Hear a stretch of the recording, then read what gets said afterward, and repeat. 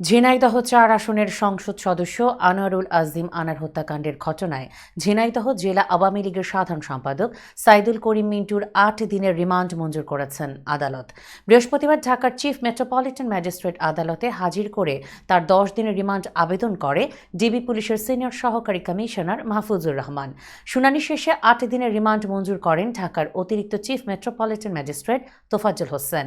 এর আগে মঙ্গলবার বিকেলে ধানমন্ডি থেকে মিন্টুকে জিজ্ঞাসাবাদের জন্য আটক করে ডিবি পুলিশ। জিজ্ঞাসাবাদে তার সম্পৃক্ততা পাওয়ায় তাকে গ্রেফতার দেখানো হয়।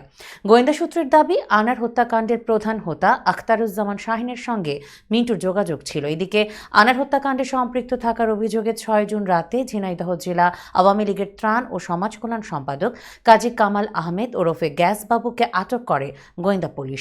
এরপর ৮ জুন আনারকে হত্যার উদ্দেশ্যে করা অপহরণ মামলায় গ্রেফতার দেখিয়ে আদালতে ১০ দিনের রিমান্ড আবেদন করেন তদন্ত কর্মকর্তা। আদালত তার ৭ দিনের রিমান্ড মঞ্জুর করেন।